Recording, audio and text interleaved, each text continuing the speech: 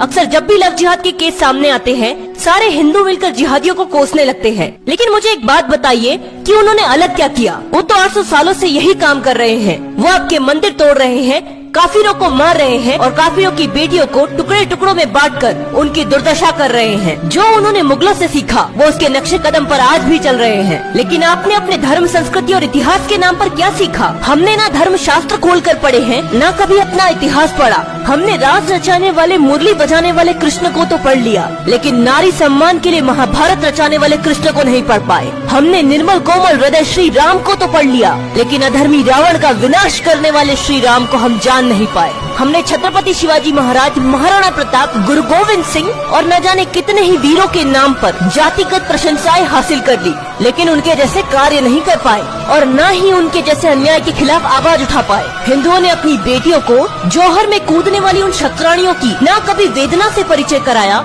और न ही वीरता से, और न ही कभी उन वीर रानियों का इतिहास सुनाया जिन्होंने या तो जिहादियों के प्राण ले लिए या तो वीरता से अपने ही हाथों अपना बलिदान दे दिया, मगर जिहादियों के हत्थे नहीं चढ़ी। जो सभ्यता और संस्कृति अपना इतिहास भूल जाती है, उनका वर्तमान भी विनष्ट हो जाता है। अब भी समय है, जाग जाओ हिंदुओं और अपनी सभ्यता और संस्कृति की ओर लौटो, अन्यथा एक एक करके आप निभाते रहिए भाईचारा और वो बनाते रहेंगे आपकी बेटियों को चारा।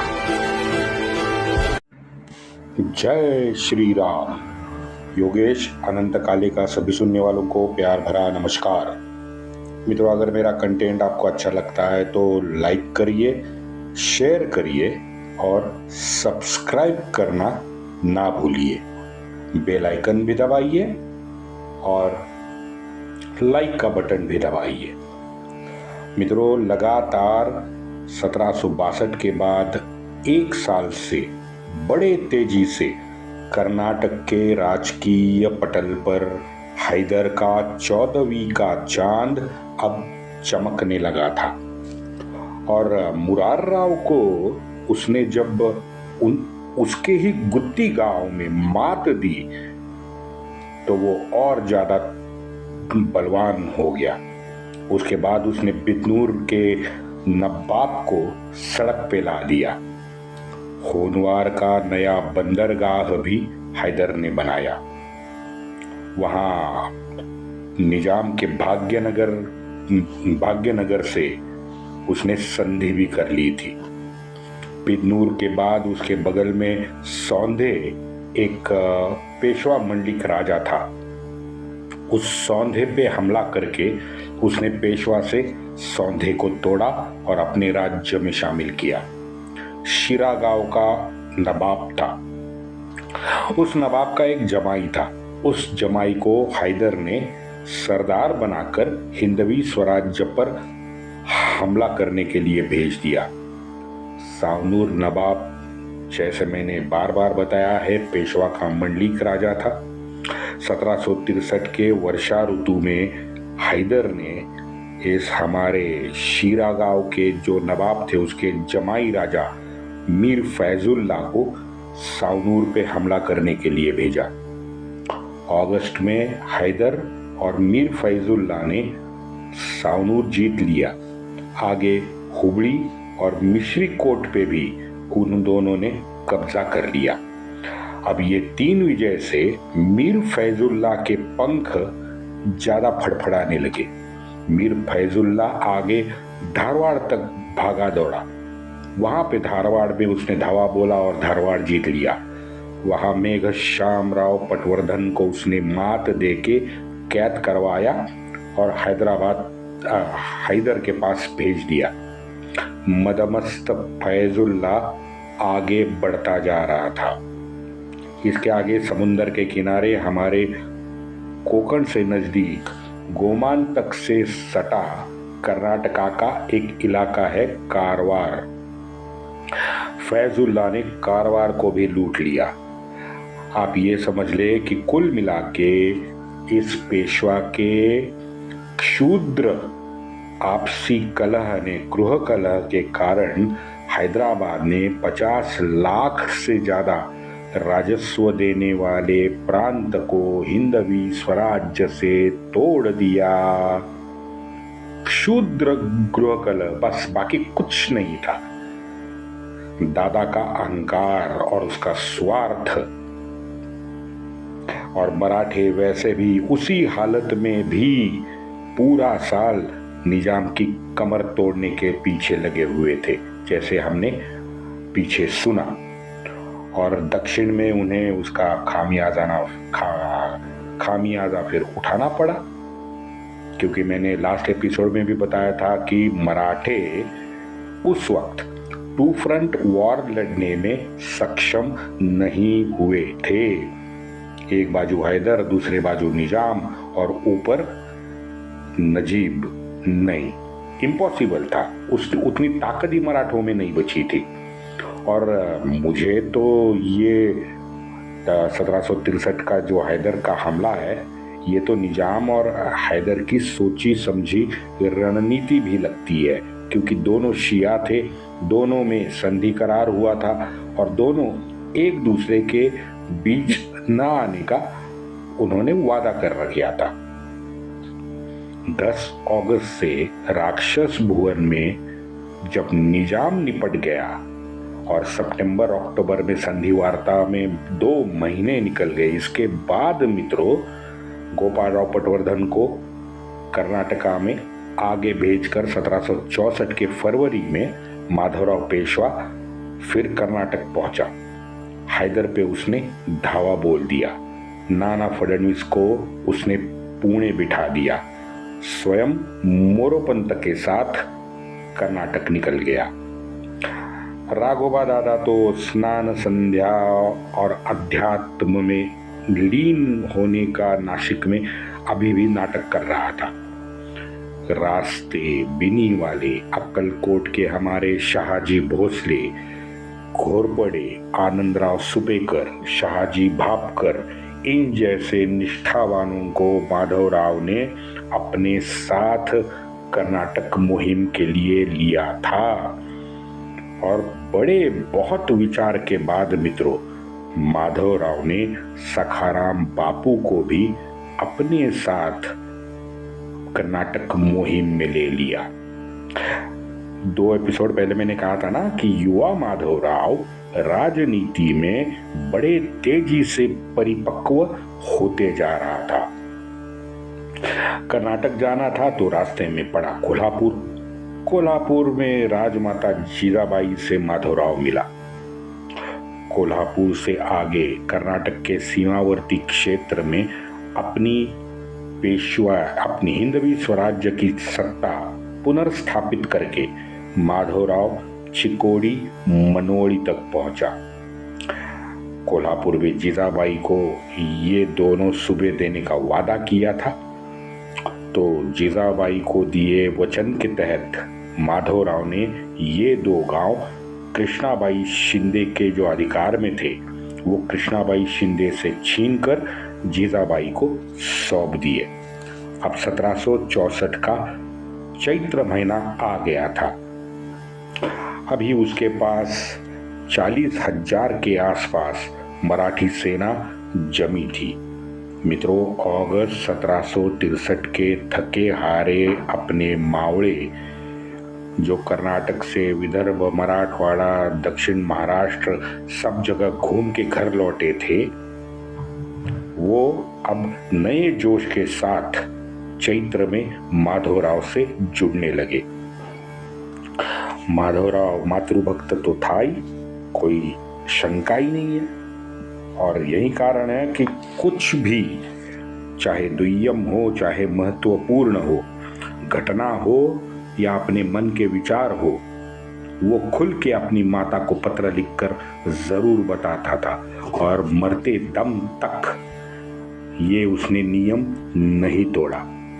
और हमारा सौभाग्य है कि माधवराव के 90% से ज्यादा पत्र आज उपलब्ध है। माधवराव को कर्नाटक मुहिम में हैदर की कमर निजाम जैसी तोड़नी थी, ये उसका लक्ष्य था। तो कर्नाटक के लिए एक नया योजना उसने बनाई और उस योजना के तहत कोंकण से उसने रुद्राजी धुड़प को अपने यहाँ पे बुलाया। रुद्राजी धुड़प को मराठा आरमार के नाविक दल की एक टुकड़ी के साथ हैदर के वो नए नवेले होनावर बंदर पर हमला करने के लिए रुद्राजी धुड़प को भेज दिया।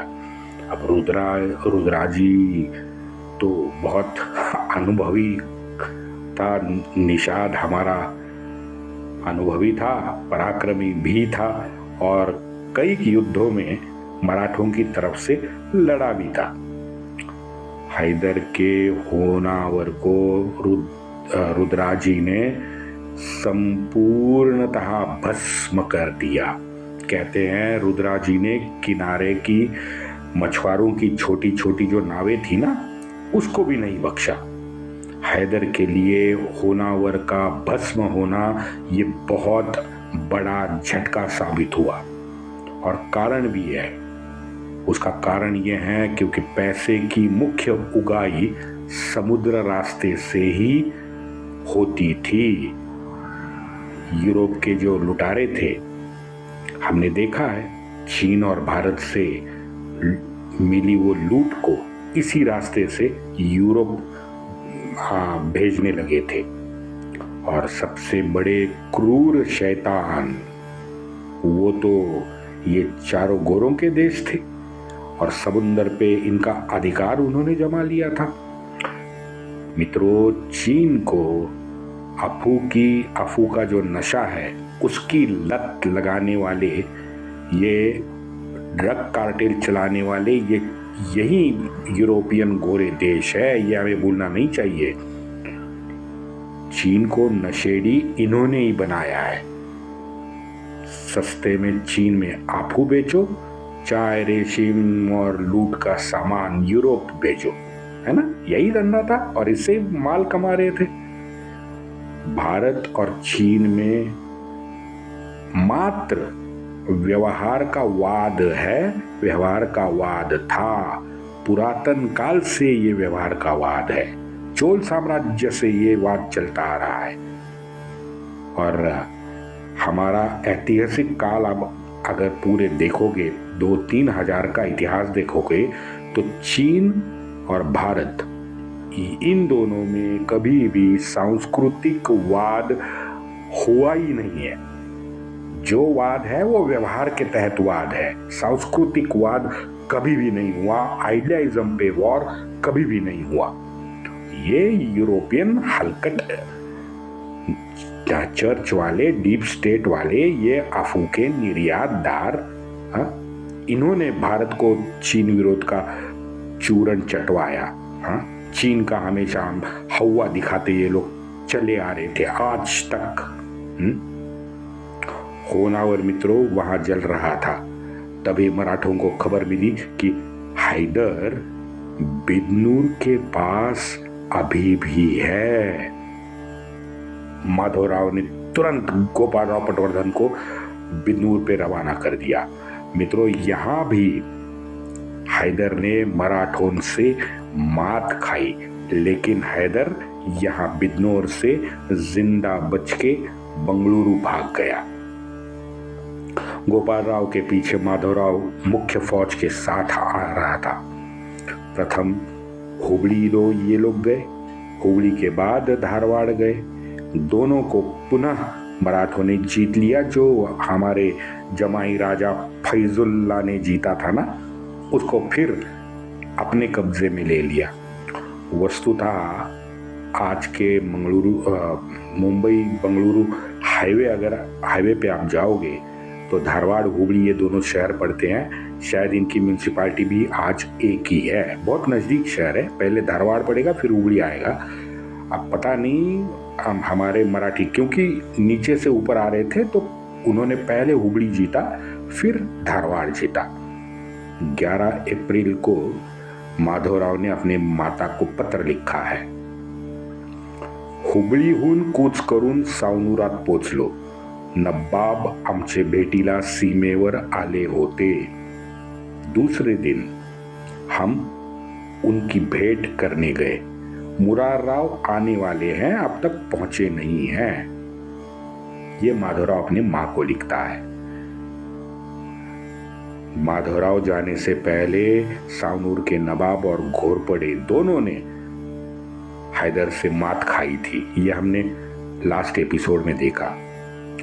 इस हार के जरिए हैदर ने अपना हवा उनके मन मस्तिष्क पर बिठाया, उनके मन में भय पैदा कर दिया था। लेकिन तुरंत माधवराव के आने से मुझे लगता है शायद उन दोनों के जान में जान आ गई है, क्योंकि सावनूर सबके लिए महत्वपूर्ण था। सावनूर मित्रों कैश काऊ था। हमने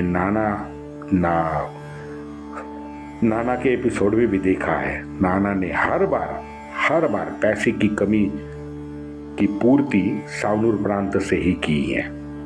अब ऐसे कैश काऊ प्रांत अगर हो तो कौन छोड़ सकता है। हैदर भी चुप नहीं बैठा। यहाँ हैदर की हलचलों को देख के माधवराव ने भी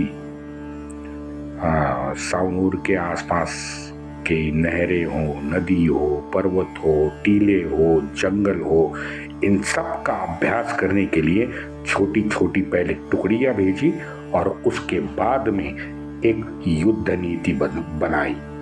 ये सब परिणाम पानीपत का है मित्रों। हाँ, पहले अभ्यास के लिए टुकड़ियां भेजना, बाद में मैप तैयार करके युद्ध नीति तैयार करना, ये सब परिणाम पानीपत का है। अच्छी बात है। माधवराव ने सभी फौज को इस बार एक नारा दे दिया, अब की बार आर या पार, क्योंकि माधवराव अब पीछे हटने वाले मूड में नहीं था। सावनूर के शहर में वो जानता था कि यहाँ पे मैं हैदर को मात भी दे सकता हूँ, कैद भी कर सकता हूँ या मार भी सकता हूँ। कार्यबाग साधे बिना अब माधवराव पुणे नहीं लौटने वाला था। मित्रों, शून्य और हमारे बुद्धिजीवी जो लश्करी तज्ञ हैं, वो इस माधवराव के लड़ाई को एक अभ्यासनीय और उत्कृष्ट युद्ध नीति का नमूना मानते हैं। देखो, पानीपत के जैसा ही कुछ हो गया। पानीपत में भी 38 साल का अब्दाली था, उसके सामने 30 साल का सदाशिवराव भाऊ था। यहाँ भी 42 साल का एक मंझा हुआ बुद्धिवान चाणाक्ष कूटनीति युद्ध नीति में माहिर हैदर था और उसके सामने 19 साल का माधवराव बालाजी भट्ट पेशवा था। तोपे, बंदूकें भरपूर दोनों तरफ से भरपूर चली है। गनीमी कावा दोनों तरफ से गुरिल्ला वॉर का उपयोग हुआ। मित्रों, इस युद्ध में तो पीने का जो पानी होता है ना, वो पानी का भी युद्ध के लिए उपयोग हैदर ने किया है।